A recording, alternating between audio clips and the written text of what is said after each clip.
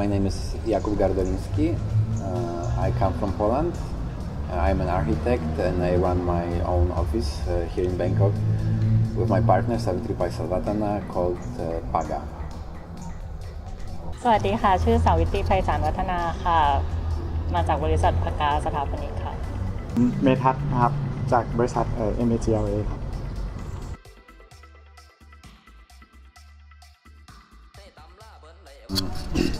Well, our company Paga, it's roughly 2 years old right now,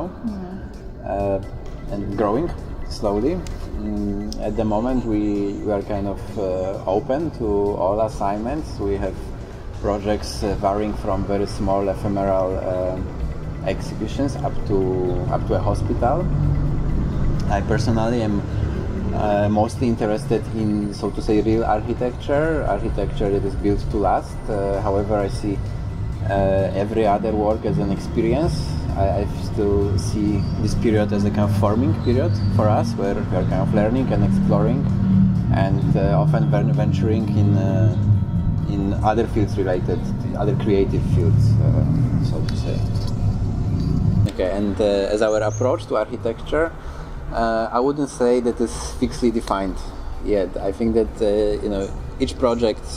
merits individual approach in a way, which is based on function, on the client, on the context. So we see, in a way, every project as a kind of small experiment in a way, even being a commercial development, like some kind of commercial village outside of Bangkok. Let's say there we.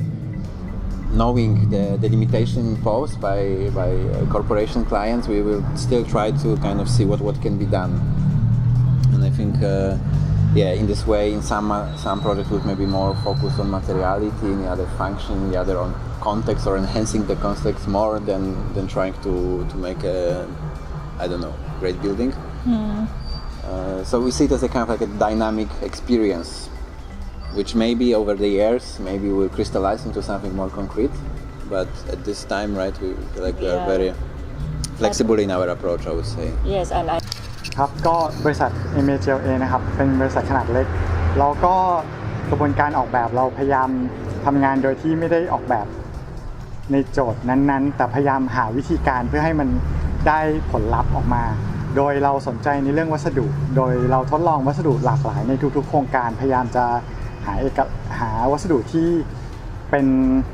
พระเอกมา1อันนะครับโดยเราก็ค่อนข้างเปิดโดยในส่วนตัวผมก็คิดว่าเราอยู่ในช่วงพยายาม develop กระบวนการของบริษัท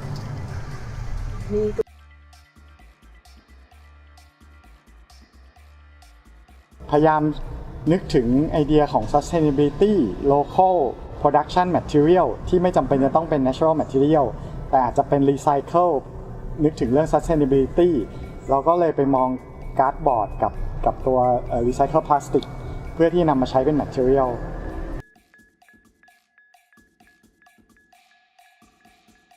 พยายามดึงเอา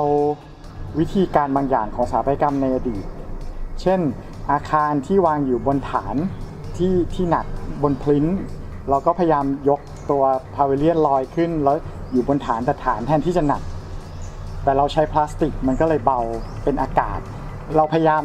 เปิดมุมมองใหม่เราย้อนกลับไปมองในอดีต vernacular building มันไม่เคยมีการทำ vernacular building เป็นมิวเซียมถ้าฟังก์ชันเป็นหลักเพราะฉะนั้นเราก็ยึดฟังก์ชันเป็นหลักแล้วดีไซน์เนี่ยมันจริงๆแล้วมันไม่ใช่ส่วนที่สำคัญเลย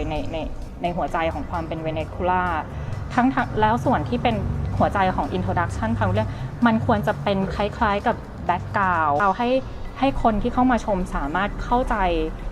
vernacular ได้ดีขึ้นแต่ก็ยังเปิดให้เขาสามารถตีความในความหมายของเขาหรือว่าต่อยอดเองได้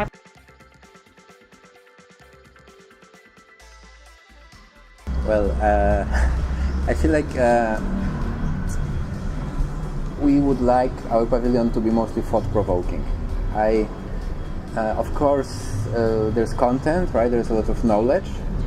to be gathered, but usually when you go to a museum, this knowledge kind of over time goes somewhere. But but your impression might stay forever, right? And I think that what I think would be important to make people realize that what can be done with this very cheap, very simple materials, right? Like we want to stretch the potential of them. And just kind of like make people aware how much can be done with how little resources in a way, and how simply in a way. Like so, it's for me about kind of the impression that they might get out of that, right? This is why we are challenging kind of the rules of static and properties of material structurally by using something actually very light, right? And to show just what can be done, I would say. ครับผมอยากเห็นคน react กับตัว pavilion ก็คือเราพยายามทำ pavilion ให้มีความแตกต่างไปจาก space ที่เป็นอยู่ในปัจจุบันห้องที่ถูกยกลอยขึ้นเปิดขาโล่งมีช่องเปิดที่อยู่ในมุมต่างๆแปลกๆแล้วแถมยังมีลูกบอลเป่าลมที่เหมือนมันจะกั้น space บางส่วนเปิดบางส่วนแล้วดูมันจะเหมือนท้าทายการรับแรงของตัวโครงสร้างนะครับก็ถ้าได้เห็นคน react กับ pavilion ในวิธีการที่คาดไม่ถึงผมก็คิดว่าสนุกละ Like to continue this idea of involving the audience, right, and make them part of the pavilion, which is why we would let them to write on the wall, but I wouldn't say whatever, but they will be fairly free, but we'd like to collect kind of information on the perception of architecture or role of architects in society as seen by non-architects, as others. And I think that to try to find a common ground. I think this way, everybody can learn from it.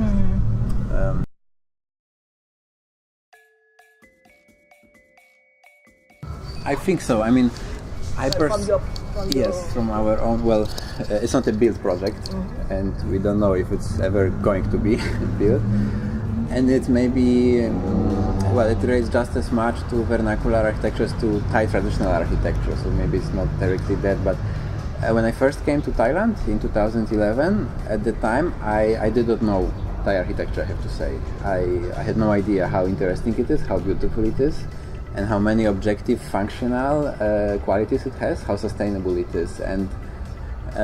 of course, and this made me want to research it, and the first chance we got to do a project that could somehow relate to these values. We tried. It's a summer house that was supposed to be built in Ubon Ratchathani. It has not happened yet, but in that case we were trying to combine maybe not the materials, but we are looking for the solutions for the hierarchy of the space, for the relation between the interior of the house and exterior of the house. I meaning the platform with the surrounding, with the Thai nature, which I think is very powerful, and one has to respect it, and one should use it as a kind of element of each project, especially building outside of the city. But at the same time, we were trying to reevaluate it in terms of current needs. I think that's important, that one does not romanticize the past too much, that you don't just copy and don't just use old solution as a kind of ornament that we put on top of a modern building. So we try to combine it, which is why we made certain changes in the structure. The platform would follow the Thai traditional principles, but the enclosure, the rooms itself were already more modernist, and we kind of considered using some engineered wood because it is sustainable. It does respond well to to the local dangers like termites, fire, and so on. So in this case, we try to learn from the both worlds, so to say, and bring it together. So we hope it's gonna get built one day. มันน่าจะเป็นงานที่ผมจบใหม่ๆทำบ้านที่ตลาดน้ำนะครับก็พยายามนึกอยู่ในใจว่าถ้าเราจะ respond ความเป็นไทย texture ยังไงก็ส่วนจะเป็นงานแรกที่ทำเลยนะครับ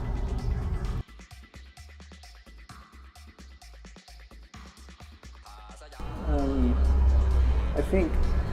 for me vernacular architecture in a way it's real architecture. It's It responds directly to certain needs which architecture should do, because it's not just art, it's not just sculpture, painting, it has actual function always to respond to. And I believe that nowadays, especially younger generation, are over infatuated with star architects, with spectacular renderings, with this very superficial aspects of architecture which just can be easily showcased. And I think vernacular architecture can show different way, in a way a real way, right? And leading, I think, not only to all the way vernacular architecture, but just architecture that consciously deal with space, consciously deal with users, with the context, and so on. So I think that's the main objective, to make them realize of these other values that I think were and always will remain very true to what architecture is and what architecture should do. ครับก็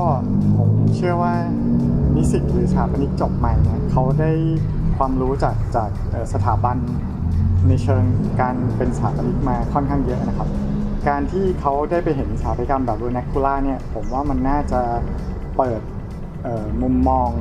ให้เกิดความน่าประหลาดใจเหมือนที่ผมเคยได้ไปเห็นพอเขาเกิดความน่าประหลาดใจว่าแบบนี้มันก็มีความเป็นไปได้นะทำให้เขาอยากจะรีเสิร์ชต่อยอดแล้วก็น่าจะทำให้เกิดกระบวนการเรียนรู้บางอย่างที่ไม่ได้เรียนมาโดยตรงจากโรงเรียนนะครับเท่านี้มันก็สำคัญละบิ่มคิดว่าจริงๆทุกวันก็ยังเรียนอยู่ก็ยังตื่นเต้นก็ยังเจอทั้งในเมืองทั้งในชนบททั้งในทุกที่ก็ยังเรียนทุกที่ที่เห็นก็ยังมีอะไรใหม่ๆให้เรียนรู้อยู่ตลอดเวลาเพราะฉะนั้นจะเป็นเด็กที่จบ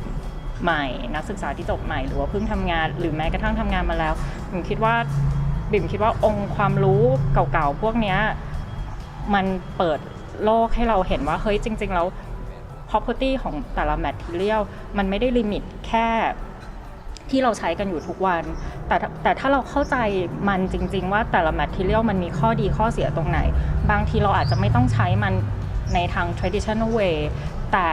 ถ้าเรามี requirement หรือความต้องการที่มันมาสอดคล้องกันพอดีเราอาจจะมีการ adapt หรือว่า mix หรือว่าปรับตัวให้มันเข้ากับสถานการณ์ปัจจุบันคอนเทนต์ปัจจุบันความต้องการปัจจุบันซึ่งการเรียนรู้พวกนี้มันน่าจะทำให้งานน่าสนใจแล้วก็